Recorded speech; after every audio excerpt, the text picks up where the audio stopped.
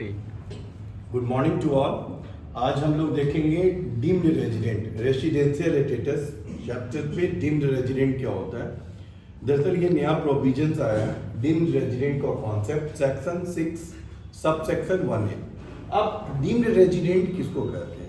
मतलब जैसा कि जानते हो कि रेजिडेंट बनने के लिए सेक्शन 6 सब सेक्शन 1 दो रूल्स हैं, दो में से कोई भी आप फॉलो करते हो। मतलब या तो 182 डेज या 60 प्लस 365 डेज लास्ट के 4 प्रीवियस ईयर में करंट प्रीवियस ईयर को छोड़ते हुए आप बन जाते थे रेजिडेंट। लेकिन यहाँ पर कह रहा है डीम्ड रेजिडेंट। यहाँ पर कोई रूल्स की बात नहीं कर रहा, यहाँ पर बोल रहा है डीम्ड रेजिडेंट किसको बोला जा सकता है। ये प्रोविजन है गवर्नमेंट का। अब इसमें हम लोग देखते हैं डीम्ड रेजिडेंट के लिए गवर्नमेंट बोलती है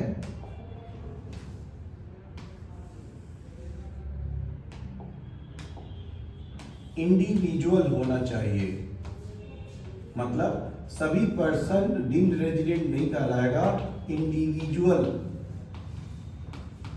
फर्स्ट कंडीशन इंडिविजुअल होना चाहिए। सेकंड कंडीशन इंडियन सिटीजन होना चाहिए। थर्ड कंडीशन जिसकी टोटल इनकम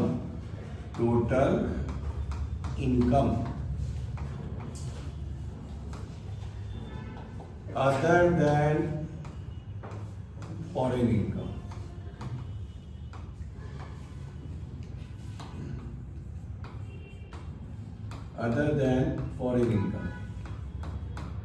कितनी होनी चाहिए? 15 लाख से ज्यादा होना चाहिए। And fourth one condition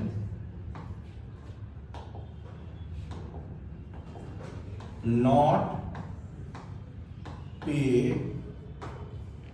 tax on such income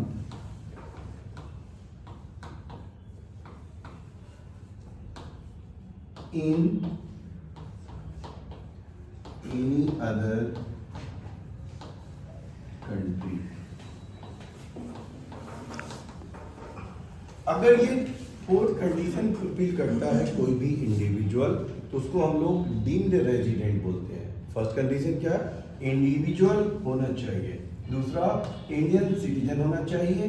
तीसरा total income other than foreign income. मतलब बोल सकते हैं कि इंडियन इनकम अगर 15 लाख से ज्यादा है।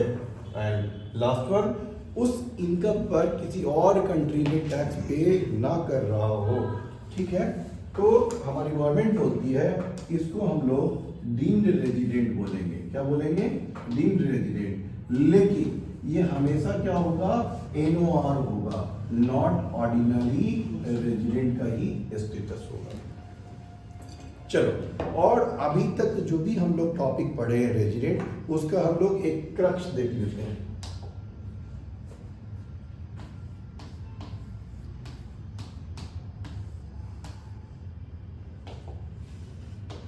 कोई भी या तो इंडिविजुअल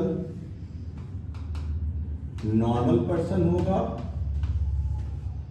या स्पेशल पर्सन। स्पेशल पर्सन क्या होता है ये ऑलरेडी हम लोग पढ़ चुके हैं। तो नॉर्मल पर्सन होगा या स्पेशल पर्सन होगा। अब ये रेजिडेंट है या नहीं है, इसके लिए इसको किसके पास आना होगा? इसको आना होगा बेसिक रूल के पास।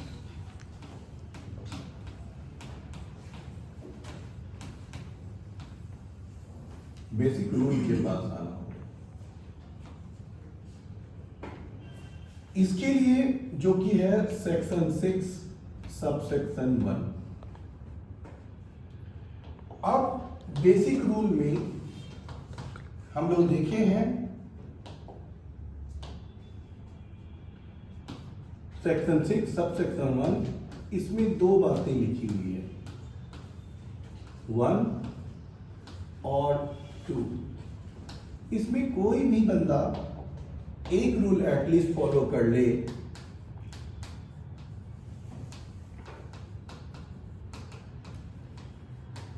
एनीवन फॉलो कर ले, नॉर्मल पर्सन, अगर वो जवाब देता है यस या जवाब दे सकता है नो,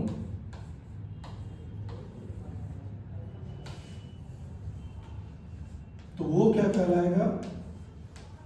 रेजिडेंट कहलाएगा। अगर नो जवाब देता है तो वो कहलाएगा नॉन रेजिडेंट। उसी तरीके से स्पेशल पर्सन, इसके लिए क्या है? इसके लिए मात्र एक ही रूल है बेसिक का, ओनली फॉलो 182 डेज और नो। इसका भी जवाब अगर यश आता है तो ये भी कहलाएगा क्या? रेजिडेंट। अब एक बार रेजिडेंट बन गया तो फिर फर्दर हम लोग चेक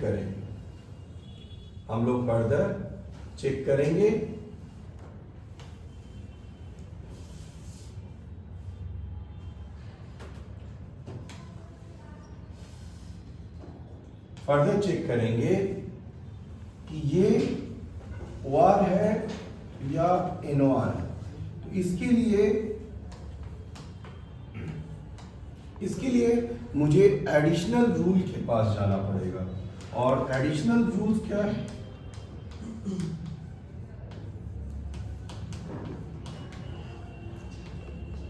एडिशनल रूल क्या है? एडिशनल रूल है सेक्शन 6 सबसेक्शन 6। अब इसमें दो बातें लिखी हुई है, 1 और 2। अगर यहां पर दोनों रूल फॉलो करता है, दो रूल है, दोनों रूल फॉलो करता है, मतलब फर्स्ट रूल कहता है कि लास्ट करेंट प्रीवियस ईयर को छोड़कर लास्ट के 10 प्रीवियस ईयर में कम से कम 2 ईयर अगर वो रेजिडेंट रह जाए, एंड लास्ट के 7 प्रीवियस ईयर में करेंट प्रीवियस ईयर को छोड़कर 730 डेज अगर रहता है, तो ये दोनों अगर रूल फॉलो कर लेता है तो उसका जवाब दो ही आ सकता है, यस या नो। अगर उसका जवाब यस आया तो ये कहलाएगा ऑर्डिनरी रेजिडेंट। जवाब नो आया तो ये कहलाएगा नॉट ऑर्डिनरी रेजिडेंट। एक बार फिर से देखें, नॉर्मल पर्सन या स्पेशल पर्सन। नॉर्मल पर्सन को रेजिडेंट बनने के लिए बेसिक रूल्स के 2 रूल है, उसमें से कोई भी एक फॉलो करता है, या तो 182 डेज या 60 प्लस 365 डेज लास्ट के 4 प्रीवियस ईयर। वही जगह पर स्पेशल पर्सन की बात करें तो स्पेशल पर्सन जो होता है उनको 182 डेज कंडीशन ही फॉलो करना रहता है।